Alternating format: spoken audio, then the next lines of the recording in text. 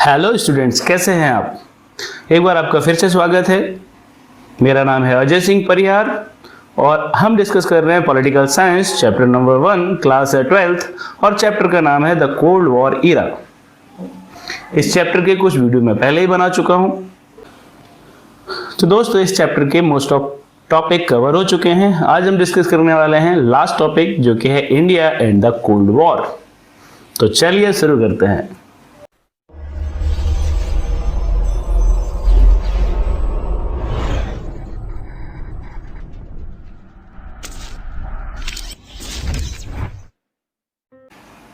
India and cold war. As a leader of NAM, non alignment movement जो start हुआ था, तो founding members में से एक इंडिया भी था। यानी कि जो कोल्ड वॉर है उसकी ओर हमारा जो रिएक्शन था, हमारा जो पार्टिसिपेशन था, वो टू फोल्ड था। It took particular care in staying away from the two alliances. यानी कि इंडिया को जो दो अलायंस है, यूएसएसआर और यूएसए का, eastern alliance and western alliance, NATO या फिर वॉर्सो पैक्ट, इनसे दूर रहना था। साथ ही साथ एक दूसरा काम भी करना था इंडिया को। India raised its voice against the newly decolonised countries becoming part of this alliance.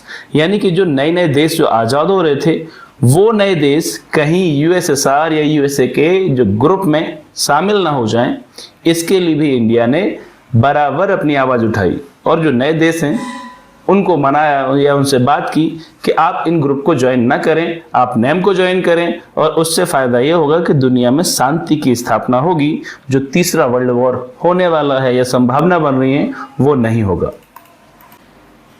तो हम जानते हैं कि इंडिया की पॉलिसी क्या थी कोल्ड वॉर की ओर। तो इंडिया की जो पॉलिसी थी वो ना तो नेगेटिव थी ना ही पैसिव थी। यानी कि हम उससे कुछ मतलब नहीं रखेंगे, ऐसा भी बिल्कुल नहीं था। पैसिव में यही होता है कि हम डायरेक्टली इन्वॉल्व नहीं हो रहे किसी चीज में। तो ना तो हमारी भूमिका नेगेटिव रही और ना ही पैसिव रही, यानी हमने एक्टिवली पार्टिसिपेट किया जब जब जरूरत पड़ी तब। So India was in favour of actively intervening the world affairs. जो भी कुछ हो रहा था दुनिया में, अगर कोई ऐसी चीज हो रही है कोल्ड वॉर की वजह से जिससे टेंशन और ज्यादा बढ़ रहा है, तो इंडिया ने हमेशा कोशिश की कि वो उसमें इंटरवेन करे और ये जो बढ़ रही है टेंशन, इसको कम करे, सॉफ्टन करे। और साथ ही साथ इंडिया ने हमेशा कोशिश की कि ये जो दो ग्रुप हैं, दो अलायंस हैं, इनके बीच में जो टेंशन है वो कम हो और उसकी वजह से जो वर्ल्ड वॉर होने वाला है या कहें कि फुल स्केल वॉर होने वाला है, वो टल जाए।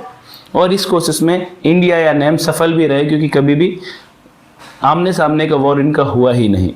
साथ ही इंडिया ने हमेशा कोशिश की कि कोल्ड वॉर की वजह से जो युद्ध हो रहे हैं, जैसे कि नॉर्थ कोरिया साउथ कोरिया के बीच में हो रहा था, तो उसमें इन्होंने मीडिएटर की भूमिका निभाई और उस युद्ध को खत्म करवाया। ये 1950s की बात है।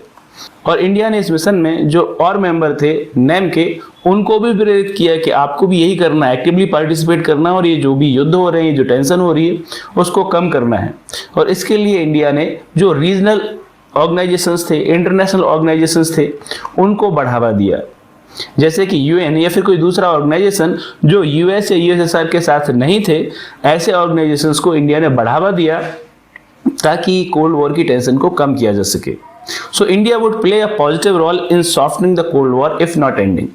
ओवरऑल अगर कहें तो भारत का बस इतना इरादा था कि अगर वो कोल्ड वॉर को खत्म नहीं कर पा रहा है, तो कम से कम उसकी जो इंटेंसिटी है उसको तो कम कर दे, यानी उसको थोड़ा सा हल्का कर दे। और इस काम में इंडिया बहुत हद तक सफल भी रहा है। So over policy of non alignment सब इंडियाज इंटरेस्ट। अब एक सवाल आता है कि ये जो नॉन अलाइनमेंट की जो पॉलिसी थी, उससे इंडिया का कुछ फायदा भी हुआ या नहीं, क्योंकि हम भी तो तभी आज़ाद हुए थे 1947 में। हमें हमारे देश के लिए क्या फायदेमंद हो सकता है, इसका भी ख्याल रखना था। तो जवाब है यस। नॉन अलाइनमेंट की जो पॉलिसी रही उससे इंडिया का बहुत ज़्यादा फायदा रहा।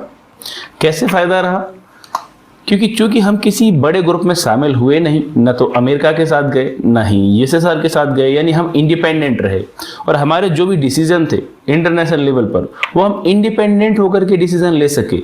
किसी भी घटना पर हम अपना जो इंडिपेंडेंट मत है वो रख सके। अब सोचिए, अगर हम अमेरिका के साथ ज्वाइन हो जाते तो अमेरिका के गाइडलाइन में हमें चलना पड़ता। अगर हम अपने मन से कुछ करना चाहते तो वो अमेरिका ऐसा हमें नहीं करने देता।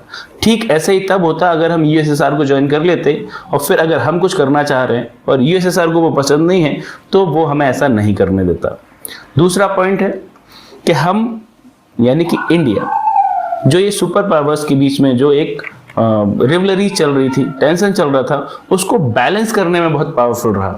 यानी कि अगर कोई एक ग्रुप हमें इग्नोर करता है, जैसे कि अमेरिका अगर हमें इग्नोर कर रहा है, नाटो हमें इग्नोर कर रहा है, तो हम अपना थोड़ा सा झुकाव यूएसएसआर की ओर कर सकते थे, जिससे कि हमारा भी बहुत ज्यादा बड़ा ग्रुप था। तो जो अमेरिका और उसका जो ग्रुप है, उनको ये टेंशन हो जाएगी कि नैम की जो कंट्रीज हैं या इंडिया जो है वो यूएसएसआर की ओर जा रही है और ये हमारे लिए ठीक नहीं है। और ऐसा ही यूएसएसआर के साथ भी था। अगर यूएसएसआर को लगता है कि इंडिया या नैम कंट्रीज यूएस के साथ जा रही हैं तो उसको भी बहुत टेंशन होती। यानी कि हम एक ऐसी परिस्थिति में आ गए थे जहां की ये जो इतनी बड़ी बड़ी शक्तियां हैं, अमेरिका हो चाहे यूएसएसआर हो, ये ना तो हमें इग्नोर कर सकते थे और ना ही हमारा फायदा उठा सकते थे। तो ये बहुत बड़ा फायदा हुआ हमें नॉन अलाइनमेंट की पॉलिसी फॉलो करने से। ये इस चैप्टर का लास्ट टॉपिक है, criticism of India's policy of non alignment. यानी कि भारत की जो पॉलिसी रही है नॉन अलाइनमेंट को लेकर के, गुट निरपेक्षता को लेकर के, इसको क्रिटिसाइज किया जाता है, यानी कि इसकी आलोचना की जाती है। अब क्या आलोचना है और इंडिया क्या कहती है उस पर, वो हम जानते हैं। तो जो क्रिटिक्स हैं उनका कहना है कि इंडिया की जो ये पॉलिसी थी नॉन अलाइनमेंट की, ये अनप्रिंसिपल्ड है, यानी कि ये ठीक नहीं है। अब क्यों ठीक नहीं है? इनका ये कहना है कि जब इंडिया को इंटरनेशनल जो इवेंट्स हो रहे होते हैं, इंसिडेंट्स हो रहे हैं, जहाँ के उनको बोलना चाहिए, जहाँ की इंडिया को अपना एक स्पष्ट मत रखना चाहिए, वहाँ पर इंडिया अपना मत नहीं रखती है, अपनी राय नहीं बताती है। इंडिया सिर्फ वहीं पर बोलती है जहाँ की इंडिया को फायदा हो। तो इंडिया इस पर कहती है कि नहीं, ऐसा बिल्कुल भी नहीं है। हम तो हमेशा ही जब कोल्ड वॉर हुआ और जो इंसिडेंट हुए उसमें हम एक्टिवली पार्टिसिपेट करते रहे। जैसे कि जो कोरिया का वॉर हुआ, हमने वहाँ पर टेंशन कम करवाई, और ऐसे ही जो और इंटरनेशनल इवेंट होते रहे, हमने उसमें जब भी मौका रहा हमारे पास, हमने एक्टिवली पार्टिसिपेट किया है। दूसरी आलोचना की जाती है कि इंडिया का जो पोस्चर है वो कॉन्ट्राडिक्टरी है, यानी कि दोहरा रवैया अपनाया हुआ है इंडिया ने, कि वो बाकी देशों को तो मना करता रहा कि किसी ग्रुप को ज्वाइन नहीं करना है, लेकिन खुद ने 1971 में यूएसएसआर के साथ एक ट्रीटी कर ली। तो देखा जाए तो ये तो यही हुआ ना कि आपने सोवियत अलायंस को ज्वाइन कर लिया, सोवियत अलायंस का जो सिस्टम है उसको ज्वाइन कर लिया। पर इंडिया इसमें कहती है कि ऐसा बिल्कुल भी नहीं है, क्योंकि हमने नॉन अलाइनमेंट को न तो छोड़ा और ना ही यूएसएसआर को ज्वाइन किया। हमने यूएसएसआर के साथ एक ट्रीटी जरूर की, पर वो ट्रीटी उनके अलायंस में शामिल होने वाली नहीं थी, क्योंकि उनके अलायंस में जो भी शामिल होता था उसको ये नियम फॉलो करना पड़ता था कि वो अब किसी और देश के साथ ट्रीटी नहीं कर सकता, वो अब हमारे ग्रुप में ही रहेगा। जबकि इंडिया ने ऐसी कोई ट्रीटी नहीं की। इंडिया ने जो ट्रीटी की वो सिर्फ इतनी थी कि उस समय इंडिया की टेंशन चल रही थी पाकिस्तान के साथ, बांग्लादेश क्राइसिस था और इंडिया को हथियारों की आवश्यकता थी। तो हथियारों की आवश्यकता थी तो उसके लिए उस समय उसको यूएसएसआर एक ऐसा प्लेस लगा जहाँ से कि वो हथियार ले सकता है, और इसीलिए उसने एक डील की, ट्रीटी की। पर वो ट्रीटी कहीं से भी यूएसएसआर के ग्रुप को ज्वाइन करने वाली ट्रीटी नहीं थी, क्योंकि उस ट्रीटी के बाद भी इंडिया अगर चाहती तो वो अमेरिका से भी ट्रीटी कर सकती थी, अमेरिका से भी दोस्ती कर सकती थी। तो इससे साफ हो जाता है कि इंडिया ने यूएसएसआर के सिस्टम को ज्वाइन नहीं किया, बस एक ट्रीटी की जिसमें से कि कुछ चाहिए था उसको यूएसएसआर से, वो लिया, इससे ज़्यादा और कुछ भी नहीं। तो अब आप क्या सोचते हैं इस बारे में? आपकी एक इंडिपेंडेंट राय हो सकती है, लेकिन अगर क्वेश्चन पूछा जाता है criticism of India's policy of non alignment, तो आपका जवाब ऐसा हो सकता है, और ये एक बहुत बेहतर जवाब होगा आपका। बहुत अच्छा लगा ये चैप्टर डिस्कस करके आपके साथ। अगर आप चाहते हैं कि बाकी के चैप्टर भी आपके साथ डिस्कस किए जाएं, तो आप इस चैनल को सब्सक्राइब कर लीजिए। हम फिर मिलेंगे और चैप्टर्स के वीडियो में। अगर कोई डाउट आता है तो आप कमेंट करें, मैं रिप्लाई करूंगा। ख्याल रखें अपना। धन्यवाद। अब और क्या कहूँ, मैं तो बेस्ट हूँ ही। अरे देख क्या रहे हो, लाइक करो, कमेंट करो, शेयर करो, सब्सक्राइब करो।